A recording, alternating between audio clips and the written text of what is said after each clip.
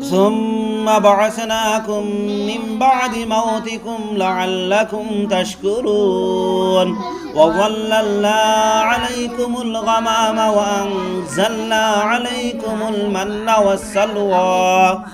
كلوا من طيبات ما رزقناكم وما ظلمونا ولكن كانوا أنفسهم يظلمون